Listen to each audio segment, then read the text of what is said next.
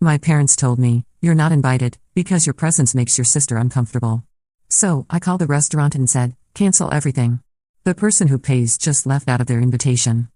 I'm Sarah, 28, and I need to get this off my chest because what happened 2 weeks ago has completely changed my relationship with my family forever. Some background first. I'm the older sister by 3 years. My younger sister Emma has always been the golden child, you know the type. She could do no wrong in my parents' eyes while I was constantly criticized and held to impossible standards. When Emma got mediocre grades, it was she's trying her best. When I got straight A's, it was why didn't you get into Harvard like the Johnson's daughter? Despite this favoritism, Emma and I had a decent relationship growing up. Sure, there was sibling rivalry, but nothing too extreme. That changed about 5 years ago when Emma started dating Jake, this wannabe influencer who thinks he's God's gift to humanity. Jake has this bizarre jealousy toward me because I'm financially successful. I'm a senior software engineer at a major tech company and make good money. Emma works part-time at the boutique and Jake's content creation brings in maybe a few $100s a month on a good month. The problems really started when Emma and Jake got engaged last year. Suddenly, everything became about how I was showing off my success and making Emma feel bad. If I mentioned getting a promotion, I was bragging. If I drove my car to family events, I was flaunting my wealth. If I offered to help pay for anything, I was trying to make them look bad. It was exhausting walking on eggshells around them. But I kept my mouth shut because family is family, right? I figured once they got married and settled down, things would improve. I was so incredibly wrong. The incident that led to this whole mess happened at Emma's engagement party 3 months ago. I had offered to host it at my house since I have a large backyard and nice space for entertaining. Emma initially said yes, but then Jake convinced her that having it at my place would make it seem like I was trying to upstage their moment.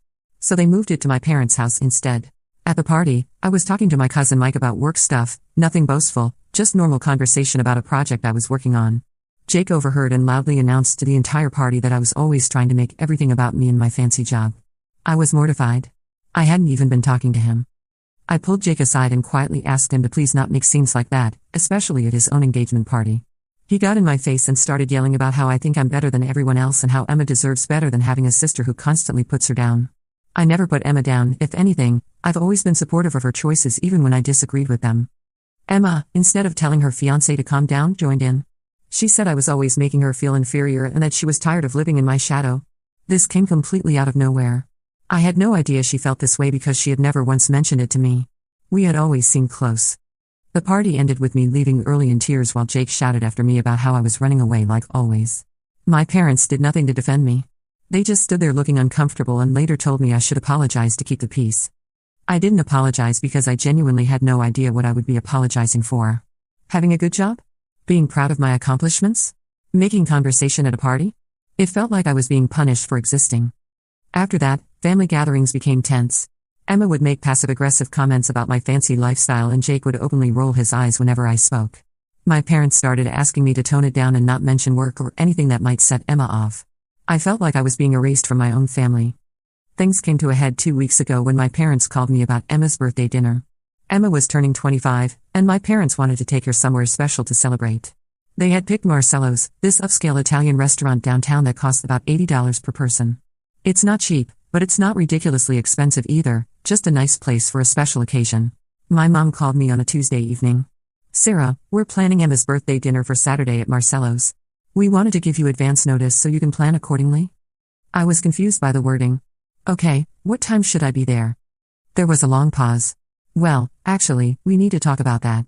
Emma and Jake have expressed that your presence makes Emma uncomfortable lately, especially after what happened at the engagement party. They think it would be better if you didn't come to the dinner." I felt like I'd been punched in the stomach. "Are you seriously uninviting me for my own sister's birthday dinner?" "It's not that we don't want you there, honey. It's just that Emma feels like she can't relax and enjoy herself when you're around.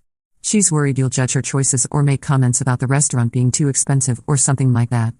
The irony was unbelievable. I had never once made Emma feel bad about money or judged her choices. If anything, I'd been overly supportive to compensate for what I knew was favoritism toward her. "Mom, I have literally never done any of those things. When have I ever made Emma feel bad about money? You know how she is, Sarah. She's sensitive. And with a wedding coming up and all the stress she's under, Jake thinks it's best if we keep things simple and drama-free." So now Jake was making decisions about who could attend family events? This was insane. What kind of drama am I causing by existing, exactly? My mom sighed. "Don't be dramatic, Sarah. It's just one dinner. There will be plenty of other opportunities to celebrate Emma." "Will there?" Because it seems like I'm being slowly cut out of the family entirely. That's not true. You're being oversensitive. Emma just needs space right now. I hung up feeling devastated and angry. But then something occurred to me. I called my mom back. Mom, who's paying for this dinner at Marcello's? Well, your father and I are splitting it. Why? And how much is it going to cost for everyone? She was quiet for a moment. Probably around $400 for the 6 of us. My parents, Emma, Jake, and Emma's 2 best friends were going. $400 is a lot for you guys right now, isn't it? I knew my parents had been struggling financially since my dad's hours got cut at work and my mom's small business was barely breaking even. We'll manage. It's Emma's birthday. Here's the thing, I had been planning to offer to pay for the dinner as my birthday gift to Emma. I'd done this before for family celebrations because I knew my parents couldn't always afford the nice places they wanted to take us. I never made a big deal about it, never held it over anyone's head. I just quietly picked up the check or sent my parents money ahead of time. But this time, I'd been uninvited. So why should I pay? After I hung up, I thought about it for about an hour. The more I thought about it, the angrier I got. They wanted to exclude me from the family but still expected me to financially support their decisions? Emma and Jake could complain about my success making them uncomfortable, but they had no problem benefiting from it when it was convenient. I looked up Marcello's online and found their phone number. I called and asked to speak to a manager.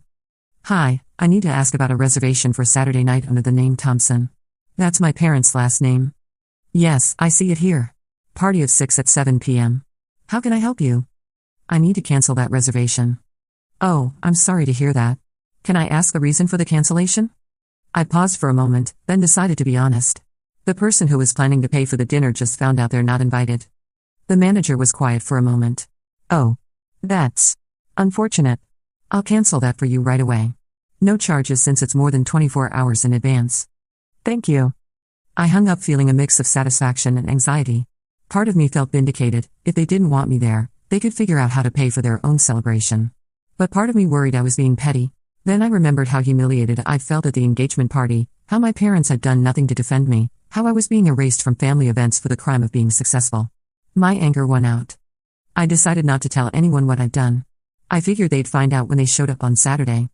Saturday evening came, and I was a nervous wreck. I kept checking my phone, waiting for the inevitable calls. Finally, at 7:30 p.m., my phone started ringing. It was my dad.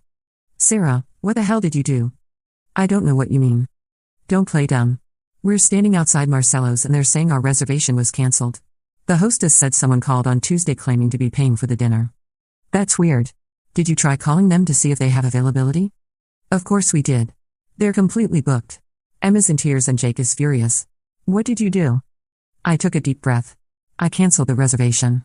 What? Why would you do that? Because Mom told me that I wasn't invited because my presence makes Emma uncomfortable. But I was planning to pay for the dinner as Emma's birthday gift. Since you decided I couldn't be there, I decided I shouldn't pay for it either. There was silence on the other end. Finally, my dad spoke and his voice was shaking with anger. You vindictive little brat. How could you ruin your sister's birthday like this? I didn't ruin anything, Dad. You chose to uninvite me. I chose not to pay for a party I couldn't attend. Those are consequences of decisions that were made. You should have told us you were planning to pay. Would it have changed anything? Would I suddenly have been invited if you knew I was footing the bill? He was quiet because we both knew the answer was probably yes. Where are we supposed to take Emma now? Everywhere good is booked on Saturday night. I don't know, Dad. Maybe somewhere you can actually afford? I hung up. Within minutes, Emma was calling me, sobbing. Sarah, how could you do this to me? It's my birthday. Emma, I was uninvited from your birthday. Why should I pay for a celebration I'm not allowed to attend? You never said you were going to pay. I shouldn't have to announce every time I plan to do something nice for the family. I've been quietly helping with family expenses for years. We never asked you to do that. You didn't have to ask. That's what family does for each other. But apparently, I'm only family when you need money. She hung up on me. Then Jake started texting me. I won't repeat most of what he said because it was vile, but the general theme was that I was a selfish, vindictive person who couldn't stand not being the center of attention. He accused me of deliberately sabotaging Emma's birthday out of jealousy. My mom called next. She was crying. Sarah, how could you be so cruel? Emma's birthday is ruined and your father had to put the dinner on the credit card. Do you know how much financial strain we're under right now? Then maybe you should have thought about that before planning an expensive dinner you couldn't afford. Or better yet, maybe you should have thought about it before uninviting the daughter who was planning to pay for it. You're being impossible. This isn't about money. It's exactly about money, Mom. You want to exclude me from the family but still benefit from my financial support. You can't have it both ways. The calls and texts continued all weekend. Various family members weighed in after Emma and Jake told their version of events on social media. Most of my extended family thought I was being petty and vindictive. A few cousins privately messaged me saying they understood why I was upset but thought I went too far. What really got to me was seeing Emma's social media posts about the disaster of her birthday. She posted a series of Instagram stories showing her crying, with captions like "when your own sister sabotages your special day and some people can't stand seeing others happy." Jake shared them all with his own commentary about toxic family members who use money as a weapon. The worst part was the comments. People I'd known for years were calling me selfish and cruel. Emma's friends, who I'd always been nice to, were posting things like "Sarah always seemed so fake nice," and I knew there was something off about her. It was like watching my reputation get destroyed in real time. But what really broke my heart was seeing my parents' response. Instead of defending me or trying to get both sides of the story, my mom commented on Emma's post, "We're so sorry your birthday was ruined, sweetheart. We'll make it up to you." My dad shared Jake's story about toxic family members. They were publicly throwing me under the bus to support Emma's narrative. I spent Saturday night lying awake, replaying every interaction I'd had with my family over the past few years. Was I really the villain here? Had I been unconsciously flaunting my success and making Emma feel bad? I started second-guessing every conversation, every gift, every offer of help. Sunday morning, I called my best friend Jessica to get an outside perspective. Jess has known me since college and has witnessed most of the family drama over the years. "Jess, I need you to be brutally honest with me. Am I really as awful as everyone is saying I am?" She was quiet for a moment. "Sarah, honey, you know I love you, but I'm going to be real with you. What you did was pretty nuclear." My heart sank. "So you think I was wrong?" "I think you were pushed to a breaking point and you reacted. But let me ask you something, how many times over the past few years have you called me crying about something Jake said or did? How many times have you told me about walking on eggshells around Emma?" I thought about it. A lot.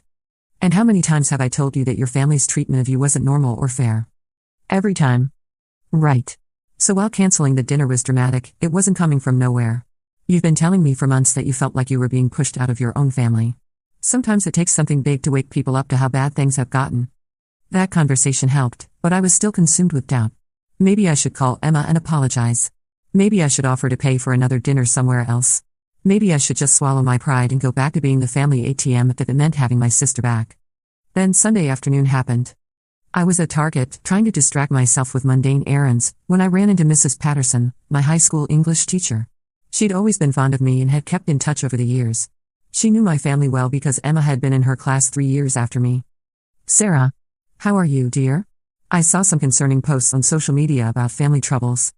I felt my face burn with embarrassment. "Yeah, it's been a rough weekend." She frowned. "I hope you don't mind me saying this, but I've been watching the dynamic between you and Emma for a while now, especially since she started dating that boy Jake. What I've seen doesn't reflect well on them." I was surprised. "What do you mean? Do you remember Emma's high school graduation party? You had just gotten your first big promotion, and you were so excited to celebrate Emma's achievement. But every time someone congratulated you on your success, Jake would make some snide comment about how not everything was about you. You spent the whole party trying to deflect attention away from yourself to avoid conflict." I did remember that.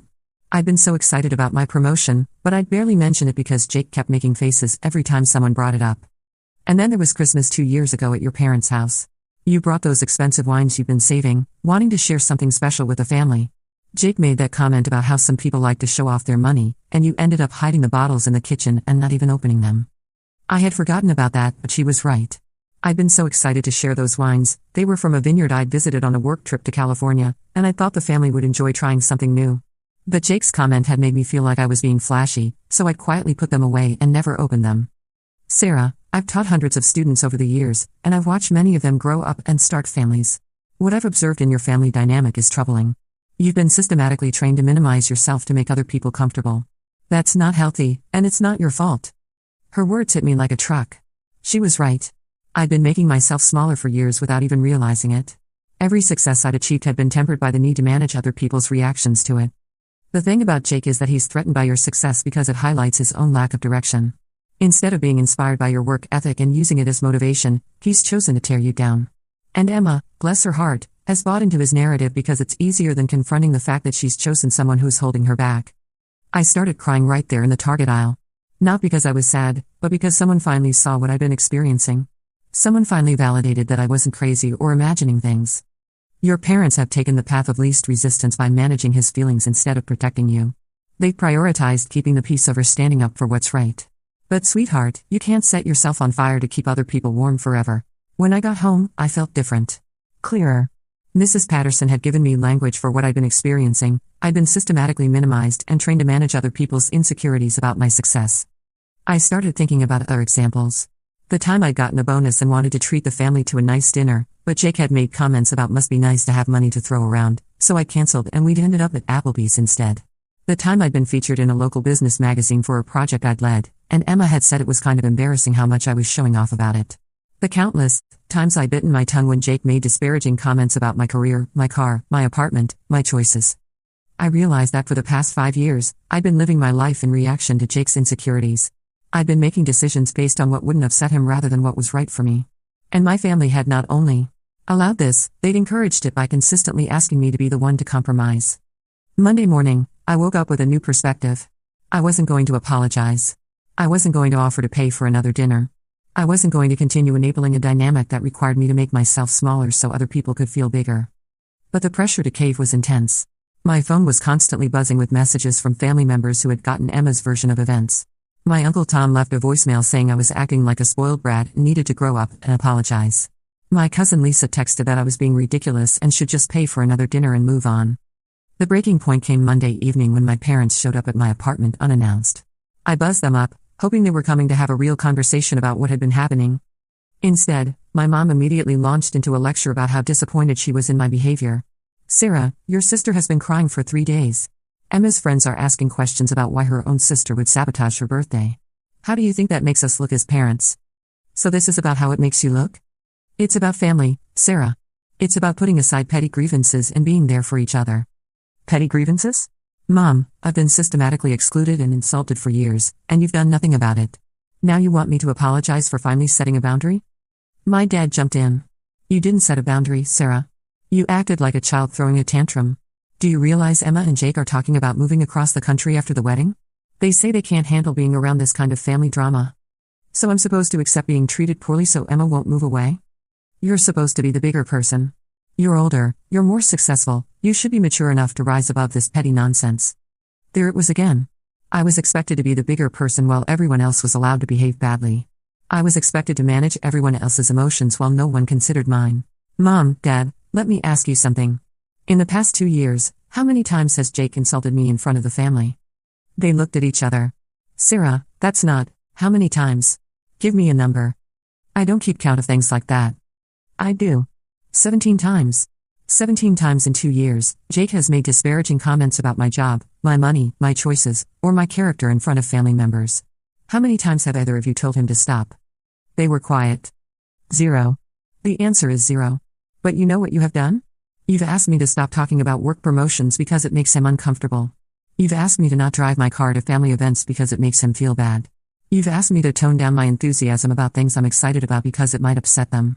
You've spent 2 years managing their feelings by controlling my behavior. That's not fair, Sarah. Isn't it? When Jake called me selfish and materialistic at Emma's engagement party, what did you do? You told me I should apologize to keep the peace. When he posted on social media about toxic family members this weekend, did you defend me? No, you shared his post. My mom started crying. We just want our family to stay together. Then why are you willing to lose one daughter to appease the other? That question hung in the air for a long moment. Finally, my dad spoke. Emma is getting married, Sarah. She's starting a new family. We need to support her during this transition. And I'm what, disposable? You're established. You're successful. You don't need us the way Emma does. There it was. The truth finally came out. They viewed me as self-sufficient and Emma as needy, so they'd allocated their emotional resources accordingly. My success had made me expendable in their eyes. So because I've worked hard and built a good life, I don't deserve family support? That's not what we're saying. It's exactly what you're saying. You're saying that Emma's feelings matter more than mine because she's more fragile. You're saying that Jake's insecurities are more important than my dignity. You're saying that I should accept being treated poorly because I'm strong enough to handle it. I walked to the door and opened it. I think you should leave. Sarah, please. Don't let this destroy our family. I'm not destroying anything, Mom. I'm just refusing to be the family scapegoat anymore. If that destroys the family, then maybe the family was already broken. They left, and I collapsed on my couch, emotionally drained but strangely relieved. The conversation had confirmed what I'd suspected. They saw me as the strong one who should sacrifice for the fragile ones. They expected me to absorb everyone else's dysfunction and smile while doing it.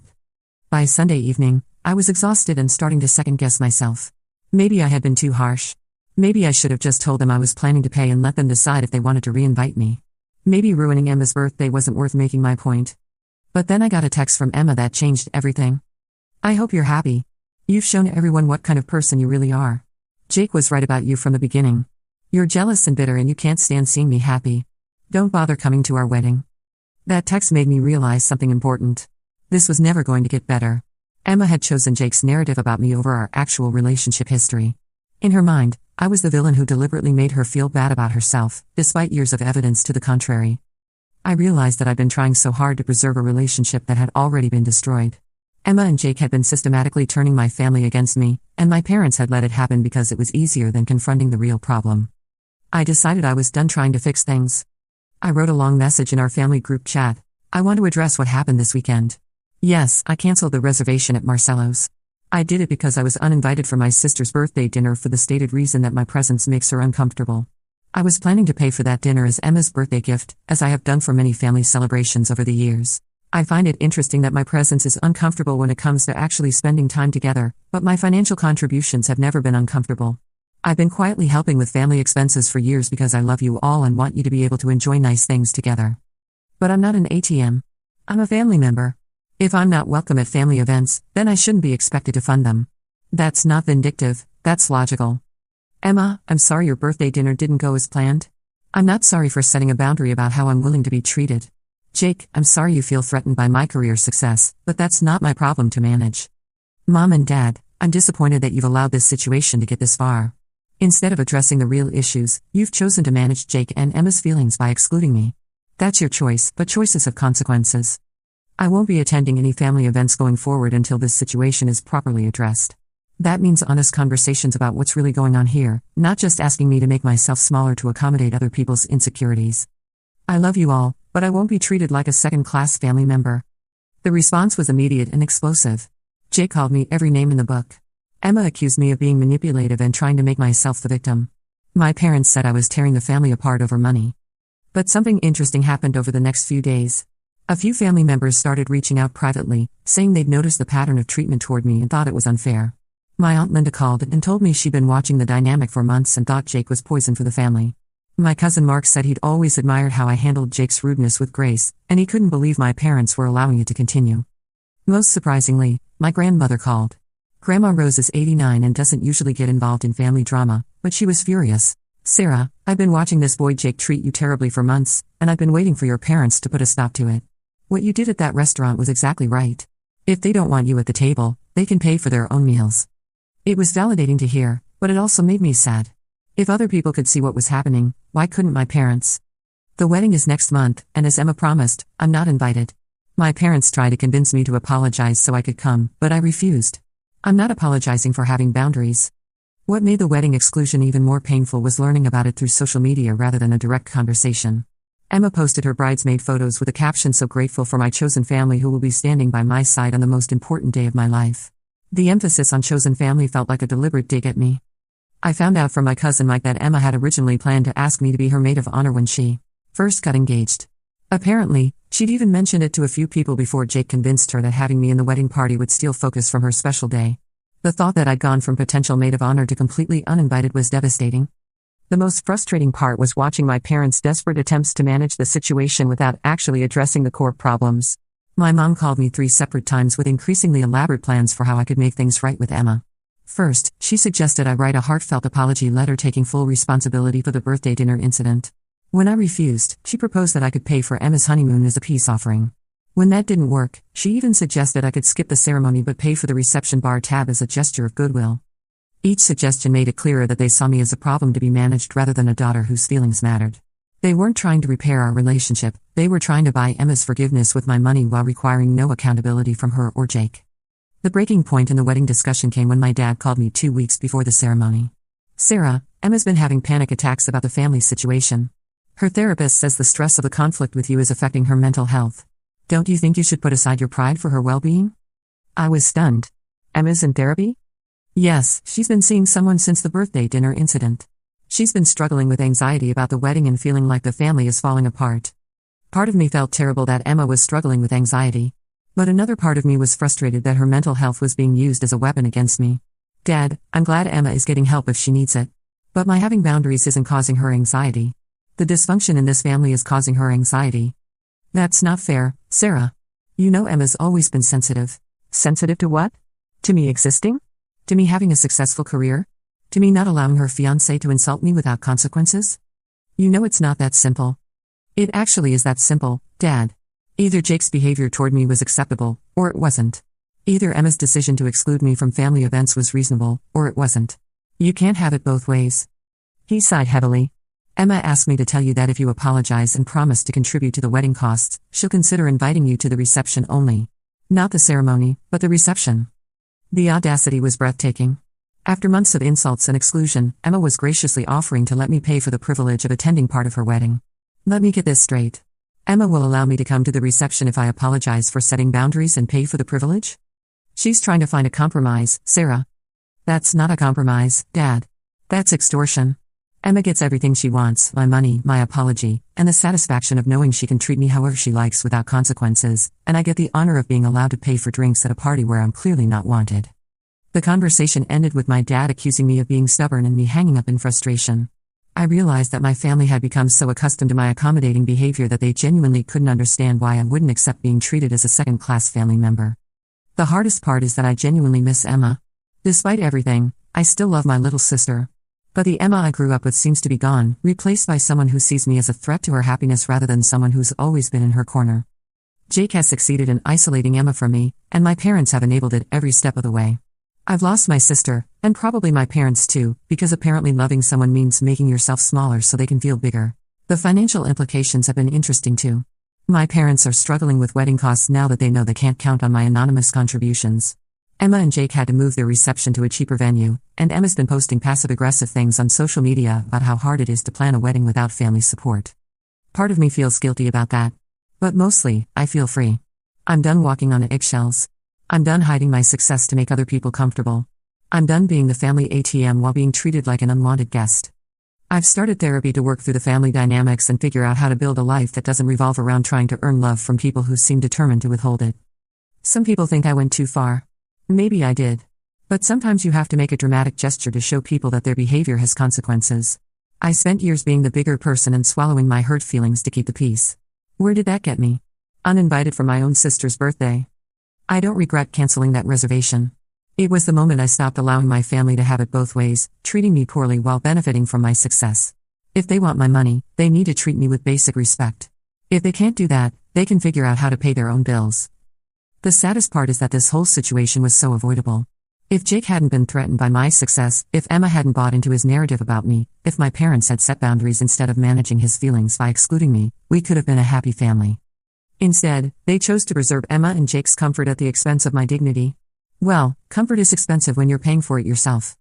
I hope Emma's wedding is everything she dreamed of. I hope she and Jake have a wonderful marriage. And I hope someday she realizes what she lost when she chose to see her sister as an enemy instead of an ally. As for me, I'm building a new life with people who celebrate my success instead of resenting it. I'm dating someone who's proud of my accomplishments and thinks my family is crazy for treating me this way. I'm investing in friendships with people who value me for who I am, not just what I can provide financially. It hurts that it came to this, but I'm finally free from the exhausting job of trying to earn love from people who were determined not to give it. Sometimes the trash takes itself out, even when that trash is your own family. The restaurant cancellation was just the beginning. It was the moment I decided to stop setting myself on fire to keep other people warm. And honestly, I should have done it years ago.